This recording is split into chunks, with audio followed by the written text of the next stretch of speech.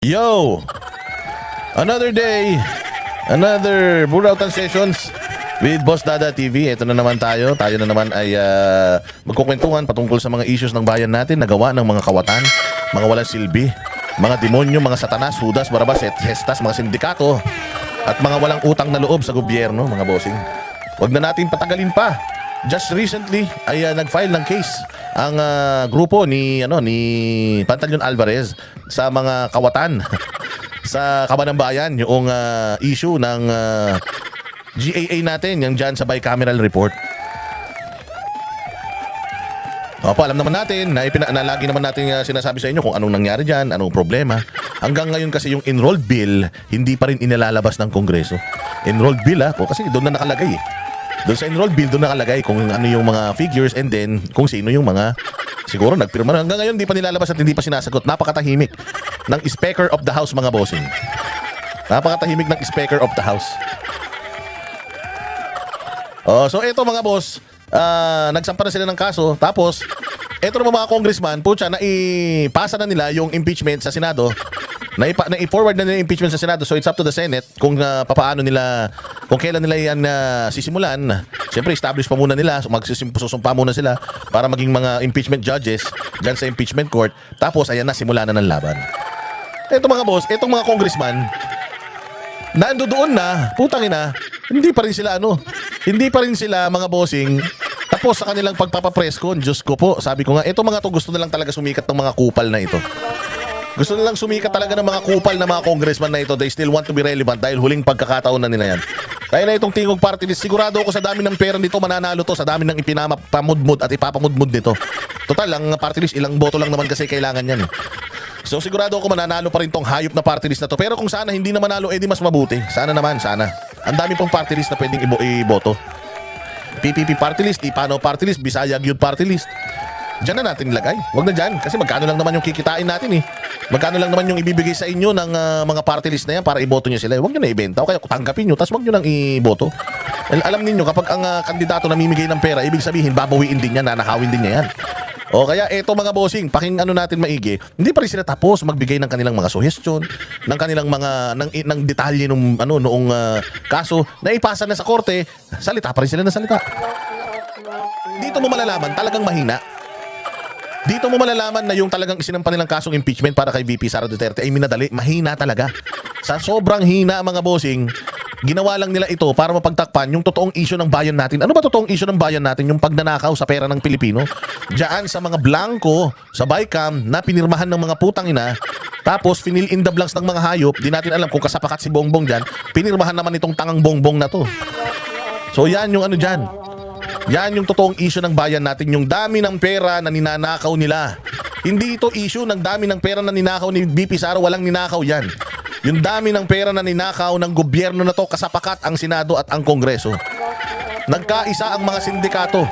Ang totoong unity, mga bossing, ang totoong unity ay ang sindikato ng Senado, ng Kongreso kasama ang Malacanang. Yan ang totoong sindikato sa Pilipinas. Nahiya mga boss. Nahiya yung mga sindikato dito ng mga droga, sindikato sa customs, nahiya sa sindikato nila. Putang ina, sabi nila, pera ng taong bayan nakawin natin, nandiyan dyan na eh. Kaya pakinggan natin Pakinggan natin itong kanilang press con pa din.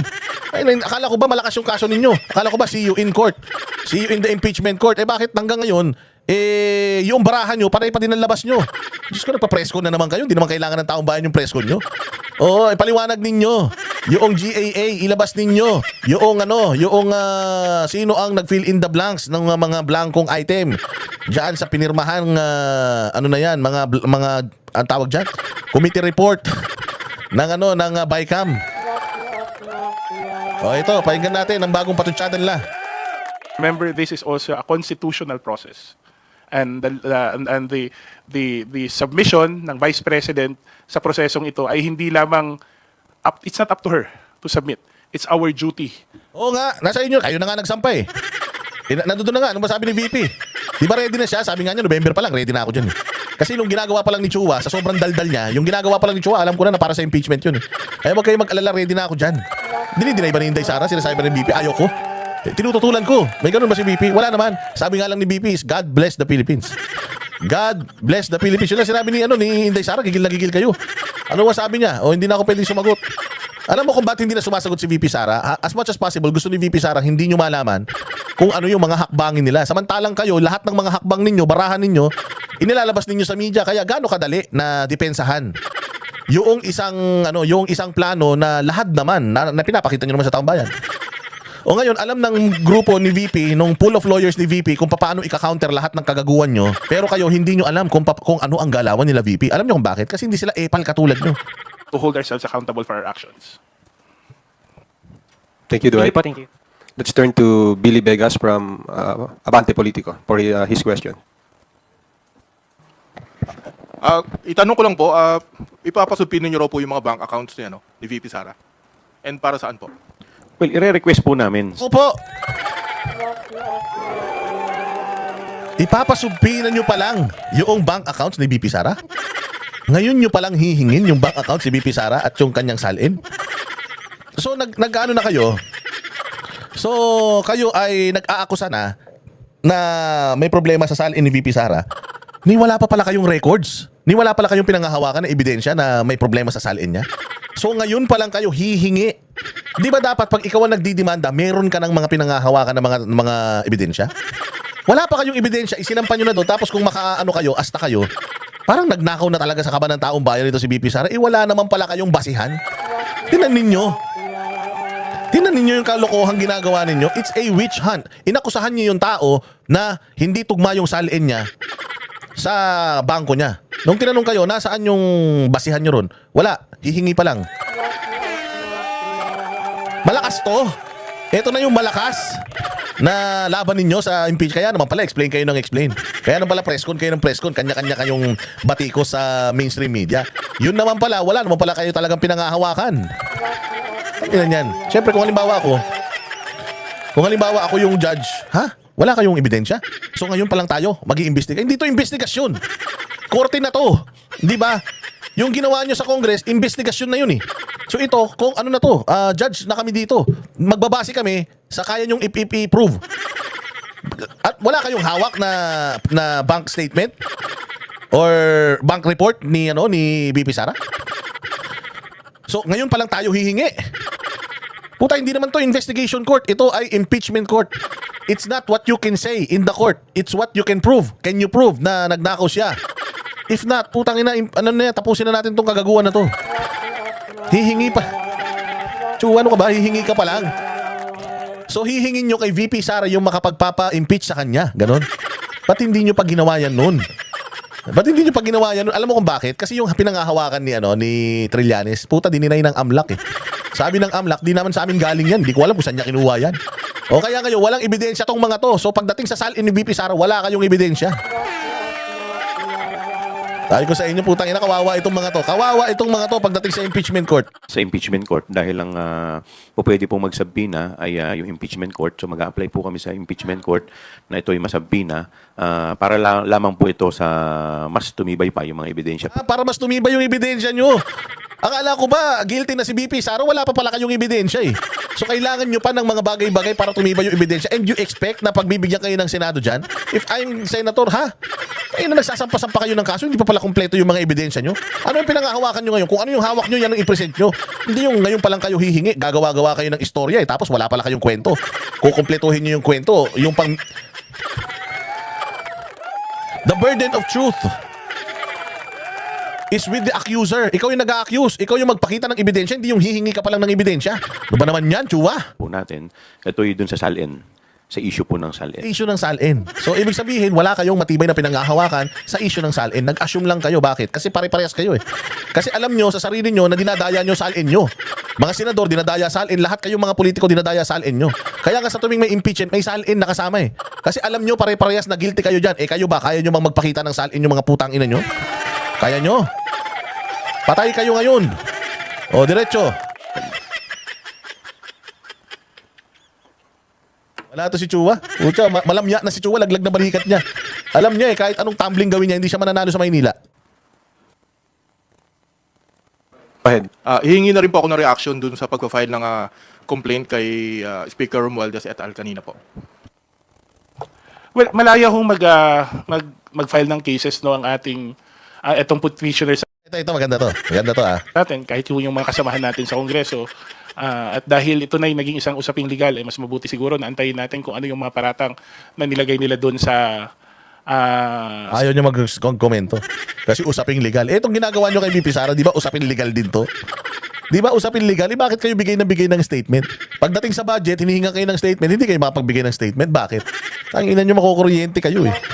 Alam nyo yan, makukuryente kayo dyan. O sige, ano pang kasinungalingan nito ni Kumag? sa petition nila. But kung ako kung tatanungin nyo, ito po ay klarong diversion lamang sa mga issues. Kasi kung isipin mo, ang tagal na nilang pinag-uusapan yung budget, bakit ngayon na nila naisipan mag-file ng cases? So, ibig sabihin, hindi na dapat mag-file. Kayo din naman, ang tagal-tagal nyo nang hinihiring yan kay VP Sara eh. Ang tagal kayong nanahimik eh. Simula nung umingay itong GAA, bigla nyong isinampa yung impeachment. Yun ang diversionary tactic.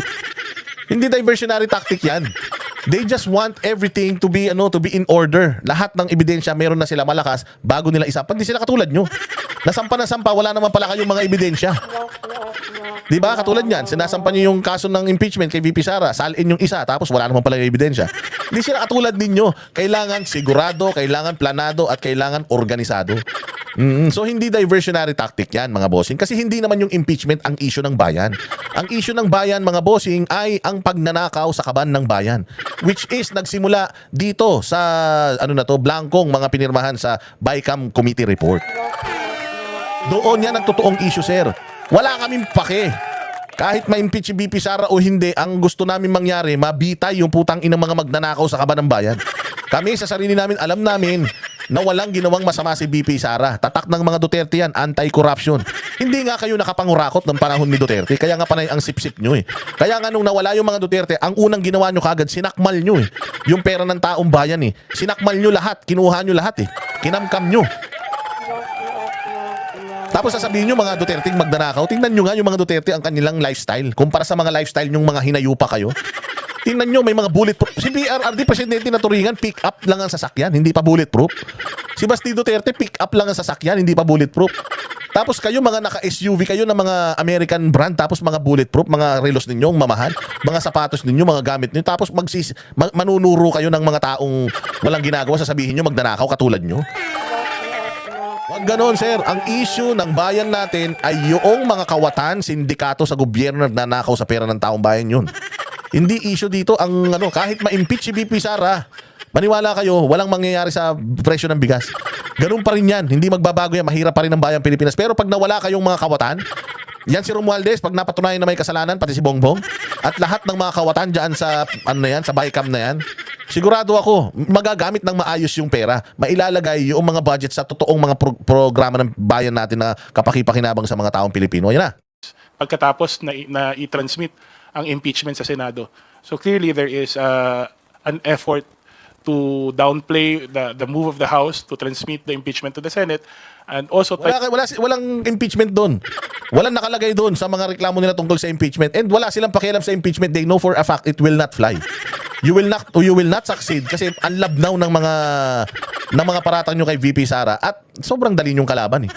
Sobrang dali yung kalaban. Lahat ng mga ebidensya nyo, ipinakikita nyo na sa taong bayan. So, they know na, yung team ni VP Sara knows how to counter everything. Kasi nilalabas nyo eh. Pero kayo, alam nyo ba kung ano yung counter-attack nila VP Sara sa inyo? Hindi. Bakit? Kasi hindi sila katulad nyo. Na puro trial by publicity. Hindi nyo naman talaga makukonvict si VP Sara sa mga pinaggagawa nyo. You just want what? You just want clamor. Gusto nyo lang mapag-usapan at gusto nyo lang siraan ng mga Duterte dahil yun ang utos sa inyo. Naiintindihan naman namin yan. Pero itong issue ng pagsasampa ng kaso, dapat lang talaga na masampahan ng kaso yung mga magnanakaw sa gobyerno, and hindi ka dapat nagagalit tungkol dito, because again, this is the legal remedy and the legal procedure. Kaya ikaw dapat suportahan mo ito bilang taong legal ka. divert the attention ng ating mga taong bayan ukol sa totoong issue na dapat sagutin. Kayo nga yung nagsampa ng impeachment nung biglang nagreklamo na yung taong bayan tungkol sa GAA. Tungkol sa BICAM report hanggang ngayon. Hindi pa nag-a-apologize si Bongbong Marcos kay Duterte. Nung sinabi ni Duterte na palpak yung committee report. Putang ina, nataranta lang naman kayo nung umamin si Kimbo eh. Na oo, meron talagang report nung umamin sila umamin sila Raul at saka si Franz Castro na meron talagang blanco eh. O hindi ba yun ang sagutin mo? Putang ina. Mukha ka ng bisugo sa kakasinungaling mo. Ng kabilang kampo.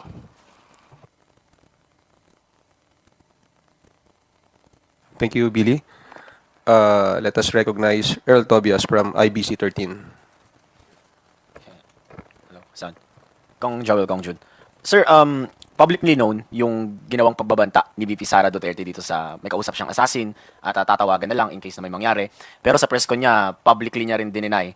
Does this set precedent na baka sa impeachment court, maraming mga pagdinay at pagpapasinungaling din si VP Sara? Kung sakaling ganun yung maging dating, ano po ang...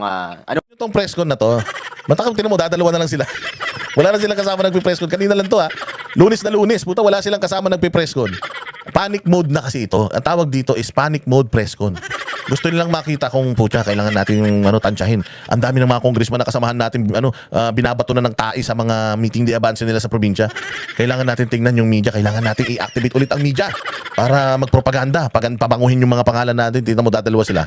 Anong reaction muna natin sa ganun na behavior as of now? And how do we approach this inside the impeachment court po? Well, sa totoo lang, kung ako tatanungin, ako muna sasagot before yung prosecutor yung sasagot, ano? Naasahan naman natin, i-deny niya eh. Pero hindi ho nagdi-deny yung video yung pinakita natin. Hindi po Again, VP Sara is a lawyer.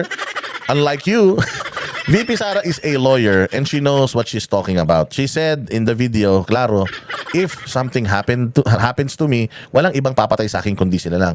So, I talk to someone para patayin din sila. Kapag namatay ako, it can be his father, it can be his husband, it can be his brother, it can be anybody. Basta ang kanya, if I die, bigla-bigla, sila lang ang pumatay sa akin, patayin mo rin sila. So what is the, doon? What is the assassination attempt doon? Ilan to mga to? Sabi ko nga sa inyo, it is really simple. Ang daling kalaban ng mga to, putya mantakin mo, parang coach sa basketball. Yung play, pinakikita na nila eh. So siya daw muna sasagot bago yung prosecutor. Puta ko ako yung prosecutor, I will wait for my time in court. I will wait for my time in court. Relax lang. Kasi pagdating sa korte, I will surprise you with whatever I have and I will destroy you in court. Ganon. Pucha, hindi. Nilalabas nila eh. O syempre, kung ako yung legal team ni Inday Sara, okay, ito yung ebidensya nila. O kailangan may pang-counter tayo dyan. Patay kayo ngayon. O, so, sinong tanga? Sinong tanga? Kaya nga sabi nung abogado ni Pastor Apollo Quiboloy sa Amerika, I cannot wait for our day in court because I will destroy yung mga testimonya ng mga nag-aakusa kay Pastor Apollo Quiboloy. Hindi mo maririnig si Torion and si Attorney Green na yung kanilang tactics, yung kanilang tawag dito, yung kanilang gameplay ay inilalabas nila sa publiko. It should be a secret, It should be secret kasi nga, walang hiya na yan. Pagka inilabas mo na yan, edi alam na nila kung paano kanila lalabanan. Pwede mo ba sabihin na, pucha, hindi kayo pwedeng pumasok sa pinto na to, may nakalagay dyan na 100,000 sibat. Pag pumasok sila dyan, dead sila. O di ba, edi, mayroon daw doon. Edi hindi na sila papasok doon. Doon tayo pumasok sa isang pintuan, konti lang daw doon. Mga bopols din eh. O sige, tayo natin yung sagot. hindi po maidi-deny na milyon-milyong Pilipino ang narinig, hindi lang sa Pilipinas kundi sa buong mundo, ng isang halal na pangalawang Pangulo ay pagbabantaan ang nakaupong Pangulo ng ating bansa. Ang una Pambabantaan? Sinabi niya ba na I will kill the president tomorrow? I will kill the president today? Pag sinabi nga na I want the president dead, gusto ko lang, pero will I do it? Hindi. I just want him dead kasi criminal eh. It's not a threat.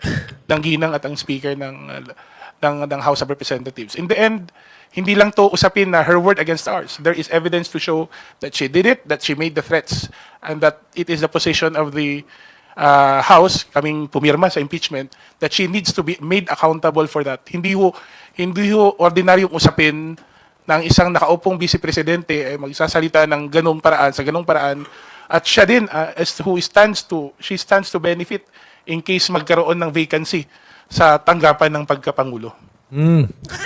So you're saying she wants to assassinate the president to become the president. That's plain stupid. Why? First off, the vice president doesn't want to become president because if she wants to become president, dapat tumakbo na siya noong 2022. Hindi nga siya tumakbo. Pinilit nga lang siya mag-VP. Kayo nga lang nagpilit sa kanya mag-VP dahil putang ina nyo gusto nyong manalo kayo sa kapangyarihan eh. Hindi magfa-fly yan yung dahilan mo na siya yung magbe-benefit. I don't want to become a president. I was running for mayor.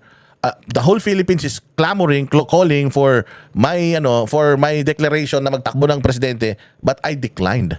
I declined because I don't want to. Tapos ngayon, papatay pa ako ng presidente. Para lang maging presidente ako, easy-easy nung 2022, presidente na ako eh. Kaya nga sinabi niya how can that be? Nung 2022, I have won the presidential elections already. It's just that, hindi ako patay gutom sa kapangyarihan at ayaw ko na pagkatapos ng tatay ko, ako na. Because I want to make a name for myself. Ayoko nung ganun para namang binili na namin yung posisyon.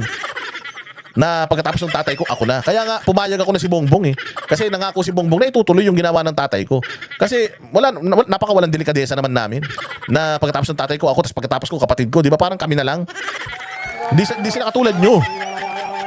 Yun nga ang isa sa pinakamalaking pagkakamali ni VP Sara na alam kong pinagsisisihan niya na eh. Oo, so malabo itong sinasabi mo, sir, na she wants to benefit from the assassination of the president because she wants to be president. Stupid. That's not even that's masyadong malayo yan, sir. Oh, she could have been the president. Kung tumakbo lang sana siya ng presidente noong 2022, pinahirapan niya pa yung sarili niya. Magkakaroon pa siya ng dugo sa mga kamay niya, dugo pa ng magnanakaw.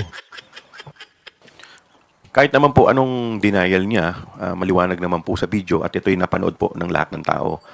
Meron po kaming kasabihan sa law, res ipsa loquitur. The thing speaks for itself. O, yun naman pala eh. Then let her answer in the impeachment court. Being the prosecutor, why do you keep on divulging information about the case? And it's, naisampa na eh. Nasa impeachment court na yan eh. Sabi nga, sub judice na yan eh. Na nasa korte na, dinidiscuss nyo pa. That's sub judice. Sa totoo lang. Kasi proper impeachment court, mga bossing, ang Senado, hindi nila may papakulong si VP Sara, pero si VP Sara kaya nilang tanggalin sa pwesto.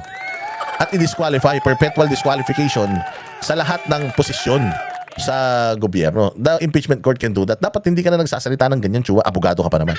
Ang sagot lang dyan is, let's just see if yung kanyang denial will materialize pagdating sa impeachment court.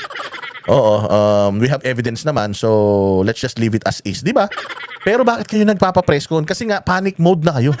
Gusto nyong idiin ng idiin sa public opinion. Oh, 'di ba, sa public court of public opinion, etong si VP Sara kasi alam nyo for a fact na pagpunta niyan sa impeachment court, it will not fly. So hindi na naman siguro kailangan pang ipaliwanag yan. In fact, it has caused our country international embarrassment. International embarrassment? Totoo ba? Alam mo ako anong international embarrassment? Yung kaso ni Romualdez sa Amerika na guilty siya doon sa bagabagahing pera dyan sa Okada. Yun ang international embarrassment. Nakakadiri yun. When are you gonna condemn your Speaker of the House for engaging sa isang gulo na pribado at ginamit yung kapangyarihan niya para ma-twist yung tawag dito, yung ruling ng Supreme Court. Yun ang dapat na inaatupag ninyo. If embarrassed ang buong mundo, alam mo kung saan? Sa ginawa ninyo sa KOJC na yung simbahan sinira ninyo. Di ba nga si Donald Trump sobrang embarrassed? At ang embarrassment yung pakikipag-ugnayan ninyo sa ICC. Yung US nga hindi ba isa-sanction pa yung ICC? Yun ang nakakadiri. Hindi kayo member ng ICC, nakikipag-ugnayan kayo sa ICC. Kundi ba naman kayo mga tanga? Parang pag naipag-ugnayan ka sa ICC, it's as if yung Pilipinas, yung korte sa Pilipinas hindi na gumagana. That is an embarrassment sa international community. And the list of yung embarrassment goes on and on. Bawat speech ni Bongbong na uutal-utal siya at ngiwi-ngiwi siya, lahat yan nakikita yan ng buong mundo at yun ang embarrassment. Na meron tayong presidente na pumipirma ng budget nang hindi nire-review yung budget. Na may presidente tayo na hinihiling ng taong bayan magpa-drug test, ayaw magpa-drug test dahil iba ang pagkakaintindi niya sa public office at public trust. Yun ang kahiya-hiya. At doon kayo dapat mag-focus sa mga yan. Oh. Napahiya po yung bansa natin. Ano pa yung bansa? Anong mo dyan? Anong ka dyan? Anong meron kang ebidensya tungkol dyan? Meron ka bang balita ng CNN? Balita ng Bloomberg? Balita ng BBC? Balita ng kung anumang network sa ibang bansa na nagsasabi nakakahiya ang Pilipinas? O baka ikaw lang? Tayo na mahilig kayong gumawa ng fake news, ha? Dapat kayo, iniimbestigahan kayo sa TRICOM. Fake news yan. Hanggat wala kayong ebidensya, fake news yan. Kami nga, hindi nahihiya eh. Nagpupunta ako sa ibang bansa, galing ako sa Amerika, daming ang galit sa inyo ron eh. Punta ako ng Japan, daming galit sa inyo. Hong Kong, daming galit sa inyo. Anong sinasabi mo? Pinag-usapan tayo sa lahat Pinag-usapan saan? ng mga broadsheet sa iba't ibang mundo. Saan? Iba't ibang mundo? Ano yan? Sa mundo ng Mars? Jupiter? Sa Pluto? Sa Uranus? Sa iba't ibang mundo? Putang ina ang tindi. Dinidiscover pa lang natin ng Mars. Puta, iba't ibang mundo. Fake news. Fake news ka. Wala na kwenta tong balita na to. Puta na, ganito manira ang mga congressman sa bayang Pilipinas. Pinag-usapan daw tayo sa iba't ibang broadsheet sa iba't ibang mundo. Tayo na niya, ano yung Planet Nemic? Planet Mecha. Saan pa ba mga planeta yan po siya? Kakanood nyo ng Netflix yan eh. Ulitin natin ha. Pinag-usapan daw tayo sa iba't ibang broadsheet sa buong mundo. It has caused our country international embarrassment. Napahiya po yung bansa natin. Pinag-usapan tayo sa lahat ng mga broadsheet sa iba't ibang mundo. Sa iba't ibang mundo. Utang ina niyan. Sa kabilang mundo. Sa kabilang mundo. Doon sa isang mundo. Utang ina, fake news ka talaga. So ito, Tricom. Ito, fake news. In national television, nagsisinungaling si Chua. Pinag-usapan tayo sa iba't ibang mundo. Ay, hindi pa, wala pang tao sa Mars. Ewan ko, baka dito kay Chua may tao na sa Mars. May tao na siguro sa ano. May tao na sa ano pa ba yung mga planeta? Uranus, Jupiter, Saturn. Yung buwan nga, hindi pa nga tayo makapagbalikan sa buwan eh. Tapos po siya, pinag-usapan na tayo sa iba't ibang tabloid, sa iba't ibang mundo. Ano yung mundo ng mga halimaw, mundo ng mga engkanto, mundo ng mga magnanakaw, ganyan. Pinagsasasabi nito, wala na to. Panic mode na talaga to. Mga bossing, panic mode na to. Oh, itong mga ganitong press con, wala na talaga tong patutunguhan. At alam mo, nakitang-kita mo na nagsisinungaling na lang itong mga kumag na ito. Iba't ibang mundo, pinag-usapan tayo. Baka boss Dada, baka naman iba't ibang bansa. Eh, hindi, putang ina, magaling sila. Dapat di sila nagkakamali. Kalinaw-linaw nung sinabi, iba't ibang mundo. Hindi naman ako nagsabi nun siya eh. Putang ina, saan ka bang mundo nang galing? Ha? Chua, putya, napakasinungaling mo. Dapat talaga sa'yo, hindi ka na manalo. Magkamukha kayo niyan ni Asidre. Pucha, wala na kayo parehas liig sa sobrang yaman ninyo.